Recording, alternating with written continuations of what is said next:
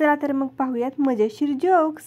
गुरुजी, ती मुलगी सर्व मुलांकडे पाहून हसते. सांगा बरं झंप्या, ह्या वाक्यात मुलगी काय आहे? झंप्या: सर, मुलगी चालू आहे. जीवशास्त्राचे शिक्षक: जर समजा एखाद्या मुलीला अस्थमाचा अटॅक आला तर तिला खूप वेळ आपल्या ओठांनी श्वास द्या.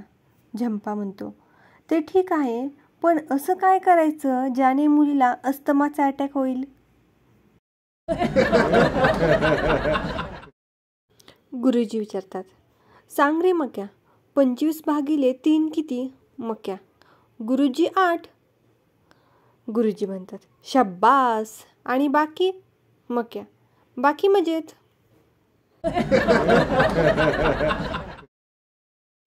मास्तर विचारतात, तुझा जन्म कोणत्या वारी झाला? बंड्या: मंगळवारी. बंड्या: मास्तर, तुमचा जन्म कोणत्या वारी झाला? मास्तर: रविवारी. बंड्या: गप्प बसा राव.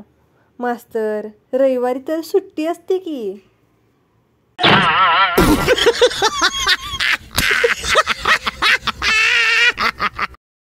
गुरुजी मुलांना म्हणतात, सगळ्यांनी आपल्याला काय काय आवडतं ते सांगा. बंड्या: तू सांग बरं. बंड्या: मला कविता आवडते. गुरुजी: वा वा, कोणती कविता आवडते? बंड्या: ती 3ऱ्या बाकावरची. शिक्षक: तुझ्या आणि तुझ्या वडिलांचे नाव सांग बघू. सूर्यप्रकाश: माझे नाव सूर्यप्रकाश असून माझ्या वडिलांचे नाव चंद्रप्रकाश आहे. शिक्षक: शब्बास. आता हेच मला इंग्रजीत सांग बघू. सूर्यप्रकाश म्हणतो, my name is sunlight and my father name is moonlight. शिक्षक: जर कोणी शाळेच्या समोर बॉम्ब ठेवला तर काय कराल? गण्या म्हणतो, 1-2 तास वाट बघणार. कोणी नेला तर ठीक, नाहीतर स्टाफ रूममध्ये जमा करणार. नियम म्हणजे नियम बाबा. मॅडम मुलाला म्हणतात, काय डोळे वाचून पुढच्याचं उत्तर बघतोय?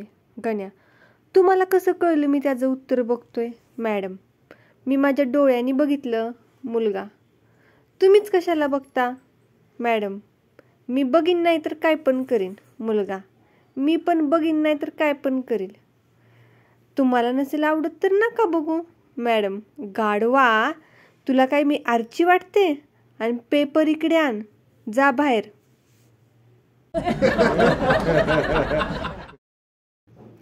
सोन्या आणि मोन्या 2 भाऊ एकाच वर्गात शिकत होते. शाळेतील मुख्याध्यापकांनी त्यांना ऑफिसमध्ये बोलावले. मुख्याध्यापक म्हणतात, काय रे सोनू मोनू, तुम्ही तर दोघे सख्खे भाऊ आहात, मग पेपरमध्ये वडिलांचे नाव वेगवेगळे का लिहिलेत? सोन्या म्हणतो, बस काय सर, परत तुम्हीच म्हणाला असता कॉपी केली म्हणून. मुख्याध्यापक जागेवर कोसळली.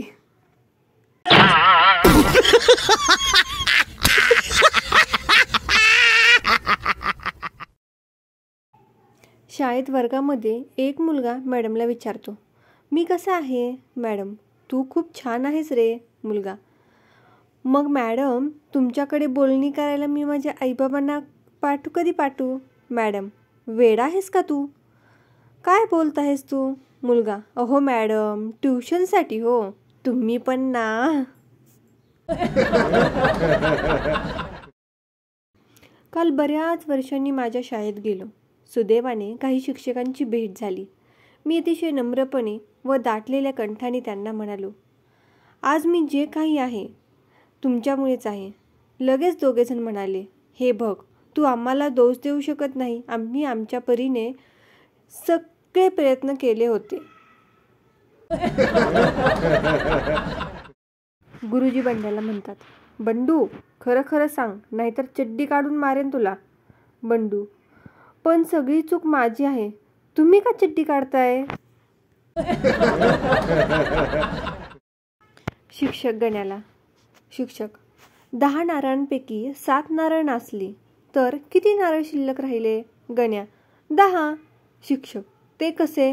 गण्या: नासलेले नारळ सुद्धा नारळच राहतील, त्यांचं काय फणस होतील काय मास्तर?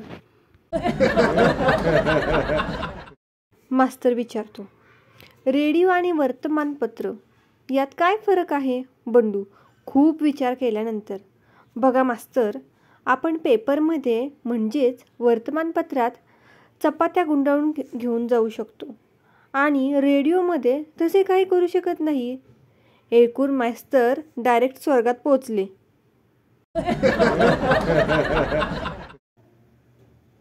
शाळेत इंग्रजीचे लेक्चर चालू असते. मास्तर, गण्या, ईट केव्हा वापरतात? गण्या म्हणतो, घर बांधताना. बाई, काय रे बंड्या, आज शाळेत एवढा उशीर का? बंड्या, गाईला बैलाकडे घेऊन गेलो होतो. बाई, हे काम तुझे बाबा नाही करू शकत का? बंड्या, करू शकतात, पण बैल चांगला लागतो. बाईंना चक्कर आली. हेडमास्तर बंड्याला विचारतात, काय रे बंड्या, शाळेत यायला आज उशीर का झाला? बंड्या, काय करणार, बाईक खराब झाली होती सर. हेडमास्तर, बसने येता येत नव्हतं का? गधड्या. बंड्या, मी म्हटलं होतं सर, पण तुमची मुलगी ऐकली तर शपथ. हेडमास्टरने बंड्याला धू धुतलं.